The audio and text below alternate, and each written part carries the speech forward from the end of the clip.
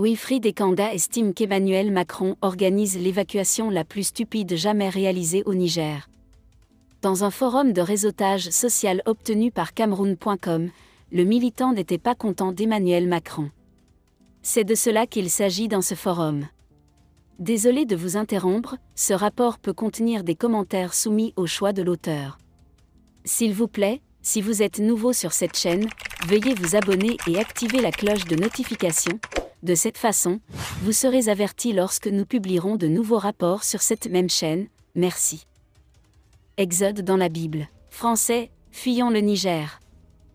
Emmanuel Macron organise actuellement l'évacuation la plus stupide qui soit. C'est la première fois que je vois un avion venir au secours de personnes qui ne sont absolument pas en danger. Se demandant si Macron est victime d'hallucinations, ils se sont identifiés comme Moïse. On peut imaginer que bientôt il irait même jusqu'au bord de la mer Rouge et tenterait de la couper en deux. Mais d'un autre côté, ce rapatriement absurde a fait du général Tiani un barbare venu au Niger pour faire des ravages et mettre en danger la vie des citoyens européens, notamment des citoyens français de la région. Mais nous avons tous des yeux pour voir et des oreilles pour entendre. Ce que nous voyons et entendons, c'est le peuple nigérien qui crie. Nous sommes contre la présence militaire et la politique étrangère française. Au lieu de « nous sommes contre la présence de citoyens français sur notre sol ». L'attentat contre l'ambassade de France à Niamey a également prouvé que dans le cas du nouveau dirigeant, l'objectif populaire était d'attaquer un pays dont la politique néocoloniale, plutôt qu'un partenariat avec des intérêts justes, préférait continuer à voler, piller, détruire et traiter les Nigérians comme des enfants à manipuler pour toujours. Bien sûr, avec l'aide de ses sbires locaux, Issoufou, Bazoum, etc.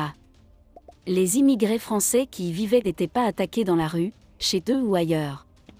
Je le répète, nous assistons à l'évacuation la plus stupide de l'histoire.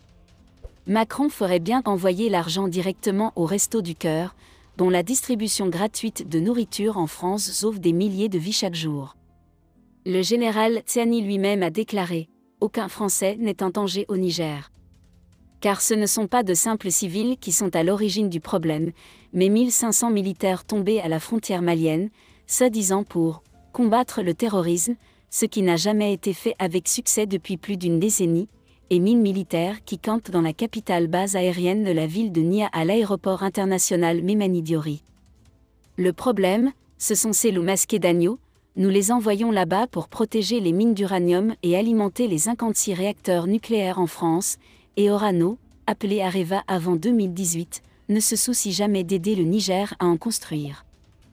Mais peut-être que notre nouveau Moise cherche à évacuer ses ressortissants parce que l'attaque à distance de l'OTAN sous commandement nigérian visant à déplacer Mohamed Bazoum par la force, que le Nigeria a voté dans la résolution 1973 en 2011, a permis à l'Obama de l'ONU et à ses deux épouses, Sarkozy et Jess Cameron, bombarder la Libye et assassiner Kadhafi. Donc, hier et aujourd'hui, nous avons toujours une France qui n'a pas de sens à tous les niveaux. D'un côté, elle expulse ceux que personne n'expulse, mais de l'autre, elle laisse derrière elle ceux que tout le monde expulse. Il favorise la double répétition. 2011 a été un tournant qui a dégoûté les Africains. Cependant, un dicton célèbre avertit « Seul un idiot ne peut pas changer ». La France insiste sur le fait que ce n'est pas parce que Vladimir Poutine perd les fondements de l'Afrique, mais les Africains n'ont jamais voulu leur destruction, tout comme ils ne veulent jamais détruire des pays occidentaux. Les Africains l'ont invité au test de la vie opposée. Pour comprendre que le monde a changé, le problème a évolué et s'il n'est pas prêt à échanger quelque chose, il ne pourra rien obtenir. Cela signifie par exemple que le général Tini peut lui demander de détenir 65% de la Somaïr, Société des mines de l'Aïr, avec un contrat jusqu'en 2040, alors qu'on peut lui demander de détenir 50 à 50, même en faveur du Niger 51. Moins 49. Et négocier des contrats tous les 5 ans. C'est ce qu'on appelle le co-développement ou la loi de l'équilibre. Alors dites à Macron d'arrêter de faire l'imbécile.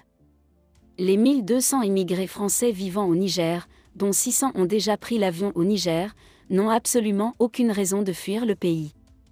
Les Africains font partie des peuples les plus hospitaliers de la planète. Ils traitent les étrangers encore plus chaleureusement que ses frères. C'est du bon sens. Mais bon, s'il continue à jouer à Moses des temps modernes et essaie de briser l'eau, je vais sérieusement commencer à penser à voir un médecin. Merci d'être resté avec nous jusqu'à ce point, comme toujours pour promouvoir la liberté d'expression. Laissez vos opinions à ce reportage dans la section commentaires ci-dessous. Si vous avez aimé cette vidéo, merci de liker, partager, commenter et surtout vous abonner à la chaîne. Et on se retrouve très vite pour une prochaine vidéo.